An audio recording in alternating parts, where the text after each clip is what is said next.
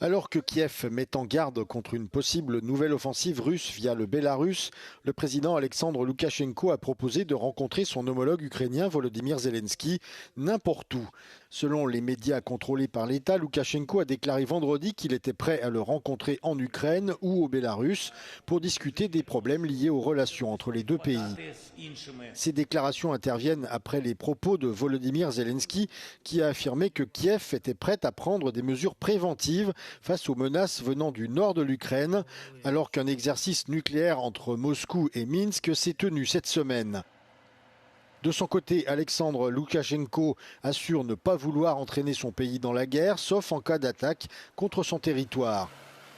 Loukachenko avait déjà fait des démentis similaires avant l'invasion de l'Ukraine par la Russie en février 2022. Cependant, Moscou a finalement utilisé le territoire du Bélarus pour permettre à ses forces de traverser la frontière ukrainienne.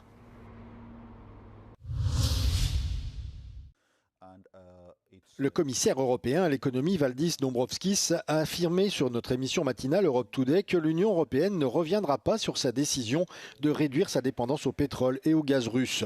Une position qui contraste avec celle du Royaume-Uni qui a récemment assoupli certaines sanctions sur les importations de carburant russe raffinés dans des pays tiers. Bruxelles, elle, assure vouloir maintenir sa ligne stratégique.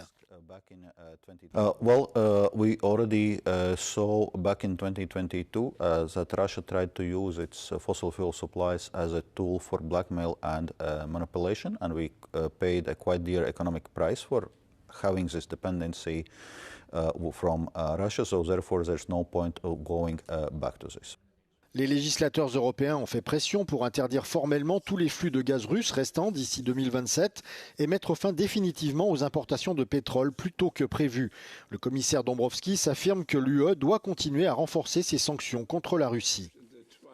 Well, if anything, we need to strengthen sanctions against Russia, not ease, because actually Russia is a country benefiting from this conflict in the Middle East and those higher energy prices, getting substantial windfall profits. So we should not facilitate it further. Alors que l'Europe est plongée dans sa deuxième plus grave crise énergétique de ces 5 dernières années, Valdis Dombrovskis affirme qu'il ne s'attend pas à ce que l'approvisionnement énergétique de l'Europe soit interrompu. Une foule en colère a incendié une partie d'un centre de traitement d'Ebola dans l'est de la République démocratique du Congo, après que la famille et les amis d'un jeune homme qui serait décédé du virus se sont vus refuser l'autorisation d'emporter son corps pour l'enterrer. Des coups de feu ont été entendus à proximité et des habitants ont été vus en train de chasser et de frapper un véhicule 4x4 blanc, souvent utilisé par les ONG dans la région. Un membre du personnel soignant a été blessé par des manifestants qui jetaient des pierres avant que les forces de l'ordre n'interviennent. Le centre de traitement a été mis en place mardi, mais n'était pas encore opérationnel. Les équipes médicales entreposaient les corps dans le centre afin de les préparer pour une inhumation selon les règles sanitaires, une étape importante pour contenir les épidémies d'Ebola. Le corps d'une victime du virus est hautement contagieux et les autorités doivent garantir un enterrement en toute sécurité pour enrayer la propagation du virus.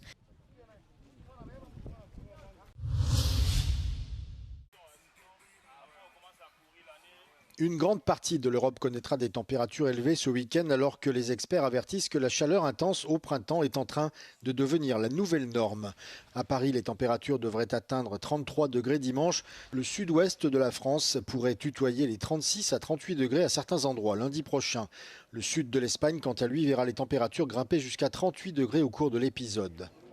Ces vagues de chaleur extrême frappent de plus en plus durement l'Europe, mettant sous pression des logements, des transports et des hôpitaux souvent mal adaptés aux températures élevées.